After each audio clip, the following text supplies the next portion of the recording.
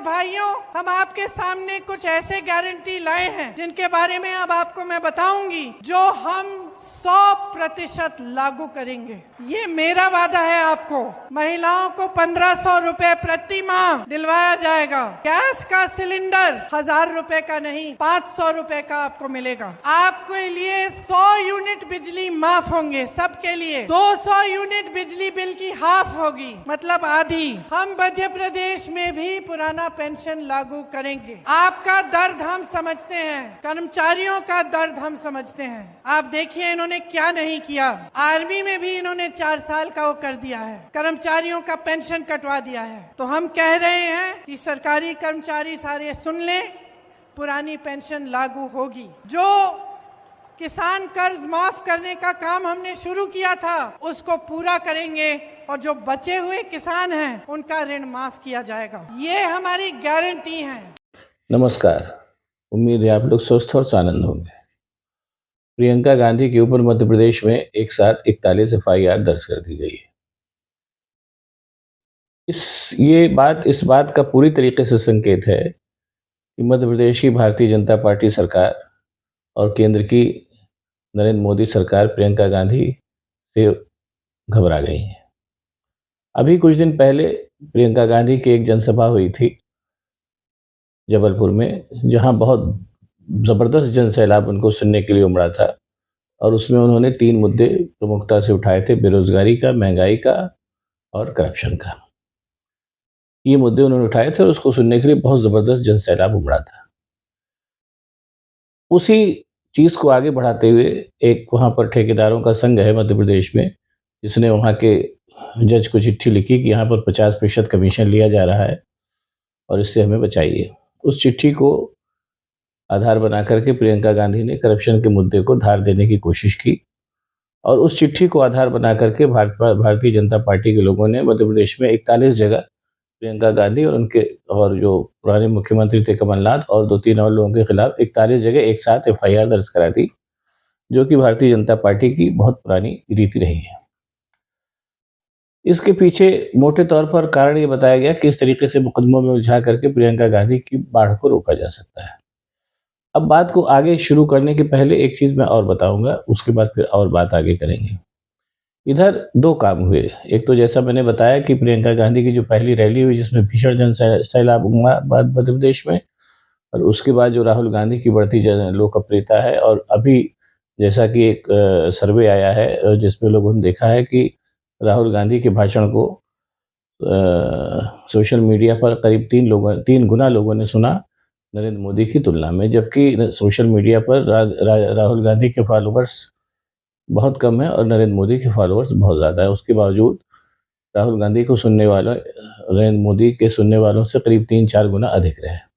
ये राहुल गांधी की बढ़ती लोकप्रियता का एक मोटा ग्राफ है, पूरी तरीके से नहीं कह सकते लेकिन मोटा ग्राफ है।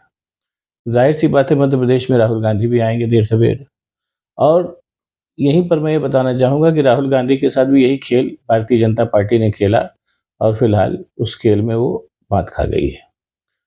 वही खेल, लेकिन इस मात खाने के बावजूद चूंकि भारतीय जनता पार्टी के पास अब जो वही पुरानी टैक्टिक्स बची हैं, नया वो कुछ सोच नहीं पा रहे हैं, इसलिए ये टैक्टिक्स उन्होंने प्रियंका गांधी के ऊपर भी लागू कर दी और 41 जगह पर उनके खिलाफ FIR दर्ज करा दी गई। अब यहाँ पर एक चीज़ मैं और बताना चाहूँगा, हालांकि आप लोग जानते भी हैं, चर्चा चल रही इसलिए कह रहा हूँ कि इसी करप्शन को भारतीय जनता पार्टी ने जो शासित राज्य था कर्नाटक, वहाँ पर भी कांग्रेस ने उठाया था, और प्रियंका गांधी ही वहाँ की स्टार कैंपेनर भी थी। वहाँ के जो कर्नाटक के उस समय के मुख्यमंत्री थे, उनके ऊपर पेटीएम मुख्यमंत्री का ठप्पा लगा था और 40% कमीशन की बात होती थी कि सरकार वहाँ 40% कमीशन लेती है। ये मुद्दा वहाँ इतना व्यापक रूप धारण कर गया कि कालांतर में कर्नाटक में नरेंद्र मोदी की और क्या नाम है बजरंगबली की और राष्ट्रीय स्वयंसेवक संघ की और जितने भी भाजपा के आनुषंगिक संगठन है और पूरी केंद्रीय भाजपा सरकार, इनके सामूहिक प्रयत्नों के बावजूद कर्नाटक में भारतीय जनता पार्टी पूरी तरीके से हार गई। यानी एक जो ये एक मिथक और धारणा है कि भारतीय जनता पार्टी जो है पूरी तरीके से अपने तमाम संगठनों के साथ कहीं जुट जाती है तो लोग हार जाते हैं, ये धारणा भी पहली बार हिमाचल प्रदेश में और दूसरी बार कर्नाटक में खंडित हो गई। कर्नाटक में तो आप कह सकते हैं कि भारतीय जनता पार्टी उतनी मजबूत नहीं थी, लेकिन ये है कि हिमाचल में तो थी ही, और उसके बावजूद वहाँ पर हिमाचल और कर्नाटक में दोनों जगह भारतीय जनता पार्टी हारी। संघ वहाँ भी था, भारतीय जनता पार्टी के सारे आनुषंगिक संगठन वहाँ भी थे, और पूरी केंद्रीय सरकार कर्नाटक में भी थी और हिमाचल में भी थी, बावजूद इसके भारतीय जनता पार्टी हारी। उसके पीछे एक मोटा-मोटा कारण केवल ये था कि दोनों ही जगहों पर जो भारतीय जनता पार्टी की सरकार थी, वो अकंठ भ्रष्टाचार में डूबी थी, और उस भ्रष्टाचार से कॉमन मैन जो था, वो बुरी तरीके से प्रभावित हो रहा था। ज़ाहिर-सी बात है, जो उसके पास सामने एक विकल्प था, उस विकल्प को उसने चुना और कांग्रेस को ले आया बनिस्बत भाजपा के। ये एक मोटी-मोटी बात हुई। लगभग वही स्थिति भारतीय जनता पार्टी की मध्य प्रदेश में भी है, जैसा लोग कह रहे हैं कि वहाँ पर राष्ट्रीय स्वयंसेवक संघ का बहुत पुराना संगठन है, और बहुत राष्ट्रीय स्वयंसेवक संघ का मध्य प्रदेश गढ़ है, और ये सब सारी चीज़ें वहाँ भी कही जा रही हैं। लेकिन ये सारी चीज़ें वहाँ जब तक इफ़ेक्टिव तभी तक रहती है जब तक जनता अदरवाइज़ संतुष्ट रहती है, तभी वहाँ कोई भी संगठन काम कर पाता है और कोई नहीं भी कर पाता है। और ये कहने में मुझे कोई गुरेज़ नहीं कि मध्य प्रदेश की जो शिवराज सिंह की सरकार है, उस वो व्यापक घोटाला तो दुनिया जान रही है, उसके अलावा भी तमाम तरीके के घोटालों के आरोप प्रियंका गांधी ने उस सरकार पर लगाए हैं। अगर उन आरोपों में दम है, तो इतना तय जानिए कि 41 एफआईआर के बावजूद कांग्रेस वहाँ पर जीतने जा रही है, इतना तय जानिए। और अगर उन आरोपों में दम नहीं होगा, तो फिर एक अलग बात से देखी जाएगी। अब मैं यहाँ पर एक अपना व्यक्तिगत अनुभव बताऊँगा, फिर बात को आगे बढ़ाऊँगा। मैं मध्य प्रदेश में भी कुछ साल तक पोस्टेड था। वहाँ पर काफ़ी पहले की बात है, काफ़ी पहले मतलब 5-7 साल पहले की बात है। उस समय वहाँ पर मध्य प्रदेश में लोकायुक्त संगठन बड़ा प्रभावी है। वो अफ़सरों के ऊपर छापे मारता रहता है। उस समय जितने दिन मैं वहाँ पर रहा, तो वो जो छापे पड़ते थे और जो अफ़सर-वफ़सर सब पकड़े जाते थे, वो तो पकड़े ही जाते थे। उसके अलावा लेखपाल जो थे वहाँ पर बहुत बड़ी संख्या में पकड़े जाते थे, जिनके पास लेखपालों के पास से करोड़ों की संपदा बरामद होती थी। यानी लेखपाल जो शासन का सबसे छोटा कारिंदा है, अगर उसके पास से करोड़ों की संपदा बरामद हो रही है, तो और बड़े अफ़सरों के बारे में आप आसानी से सोच सकते हैं। ये तो मैंने खुद वहाँ पर देखा था।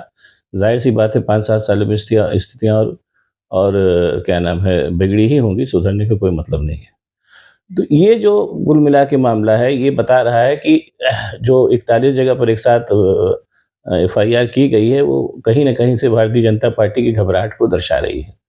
ये प्रियंका गांधी की जो सभा में जो जनसैलाब उमड़ा, और जो राहुल गांधी की जो निरंतर बढ़ती लोकप्रियता है, उससे कहीं न कहीं भारतीय जनता पार्टी का घबराना स्वाभाविक है, तो उसने अपना पुराना दांव चल दिया। ये मान कर के कि अब पुलिस प्रियंका गांधी से पूछताछ करेगी, मुकदमे दायर होंगे, ये सब होंगे, ऐसा उनका मानना है। होगा भी, लेकिन कहीं न कहीं ये चीज़ें कितना इफ़ेक्टिव होंगी, ये तो देखना ही होगा। और एक चीज़ मैं और बताना चाहूँगा यहाँ पर कि मध्य प्रदेश एक ऐसा राज्य है जहाँ पर कि कांग्रेस का जो मूल संगठन है, वो अभी भी बहुत मजबूत है, और वो अपना काम करेगा। और दूसरी चीज़ जो जो कर्नाटक में भी थी, और वो जो मध्य प्रदेश में भी है, वो ये है कि कर्नाटक की तरीके से मध्य प्रदेश की भी सरकार गिराई गई थी, और ज्योतिरादित्य को सिंधिया को लेकर के उस सरकार को गिरा करके, और कमलनाथ की सरकार को गिरा करके, और वहाँ पर भारतीय जनता पार्टी की सरकार को नए सिरे से प्रतिष्ठित किया गया था, जिसको लेकर के एक ये भी जनरोष जो है वहाँ के लोगों में है। भारतीय जनता पार्टी इस बात को नहीं मानेगी, लेकिन ऐसा है।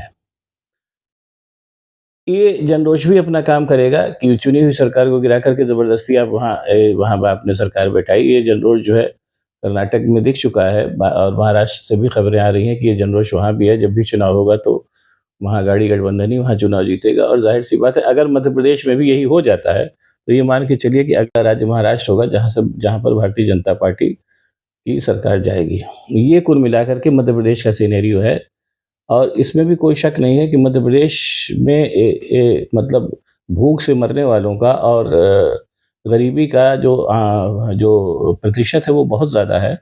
ये भी एक फैक्ट है, जो आंकड़ों से आप पता कर सकते हैं कि मध्य प्रदेश, जो कि खाद्यान्न में सबसे ज़्यादा अग्रणी प्रदेश है, लेकिन वहाँ भूख से मरने वालों की संख्या बहुत ज़्यादा है। ये वहाँ की अमीरी और गरीबी की खाई को दर्शाता है। ये भी अपना रोल वहाँ पर प्ले करेगा, ये भी सच बात है। और फिर 100 की 100 बात की यही बात कि जो 41 जगहों पर एक साथ भाजपा ने एफआईआर दर्ज कराई है, वो उसकी घबराहट को ही दर्शा रहा है। देखिए, प्रियंका गांधी और राहुल गांधी की जोड़ी तो वहाँ पर जमी हुई है, और सबसे बड़ी बात एक जो और वहाँ पर हो रही है, जैसी खबरें आ रही हैं कि ज्योतिरादित्य सिंधिया का वहाँ पर प्रभामंडल कमज़ोर होता जा रहा है, और न अब उनको भाजपा झेलने को तैयार दिख रही है, और न ही कांग्रेस से तो खैर बगावत कर ही चुके हैं, तो उस सब भाग में भी आप ये चलिए कि हो सकता है कांग्रेस को स्वाभाविक बढ़त मिले, जहाँ पर ज्योतिरादित्य सिंधिया का प्रभाव है। ये सब चीज़ों को मिला करके मोटे तौर पर ये लग रहा है कि शायद मध्य प्रदेश भी भाजपा के हाथ से निकल जाएगा नवंबर में। देखिए क्या होता है, उसको देखना दिलचस्प होगा। अब आपको अगर मेरा वीडियो पसंद आए तो इसको शेयर करिए, लाइक करिए और साथ ही साथ इस मेरे चैनल को सब्सक्राइब करिए ताकि मैं और भी ऐसी बातें आपको बताता रह सकूं। बहुत बहुत धन्यवाद। नमस्कार।